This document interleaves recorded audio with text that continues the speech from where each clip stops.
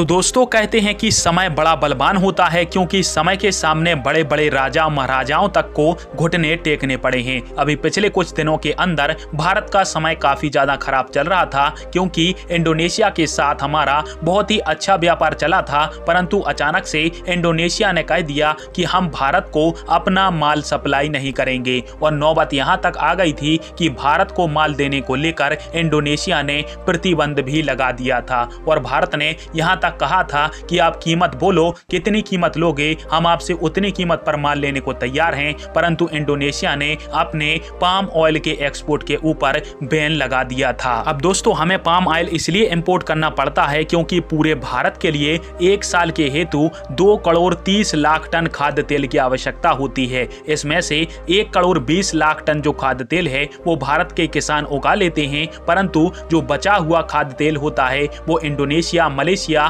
Thailand और कई सारे ऐसे ही देशों से इंपोर्ट करके आया होता है। और इस 1 करोड़ 10 लाख टन खाद्य तेल में से 90 लाख टन तो पाम ऑयल ही हम इंपोर्ट करते हैं, और सबसे ज्यादा पाम ऑयल भारत इंडोनेशिया से ही इंपोर्ट करता है। परंतु अचानक से इंडोनेशिया ने ऐसा ऐलान किया कि हमारे यहाँ पर खाद्य तेल की कमी आ गई है, जिसके कारण से हम अपने पाम ऑयल को किसी भी देश को नहीं देंगे। और इसी कारण से पिछले कुछ महीनों में आप सभी ने 200 रुपए प्रति लीटर तक का खाद्य तेल खरीदा होगा। हालांकि इंडोनेशिया के बाद हम मलेशिया से भी पाम ऑयल को खरीदते हैं, परंतु मलेशिया ने भारत की इस मजबूरी का बहुत फायदा उठाया, और इंडोनेशिया जो हमें $1200 प्रति टन के हिसाब से अपना माल बेचता था, वही माल इंडोनेशिया ने हमको 1800 से $2000 प्रति टन तक बेचा। अब भारत की मजबूरी थी तो महंगे दामों के अंदर भी भारत ने पाम ऑयल को खरीदा, परंतु कुछ ही दिनों के अंदर इंडोनेशिया की यह जो गलती थी प्रतिबंध लगाने की, वो सबके सामने आ गई, और इंडोनेशिया ने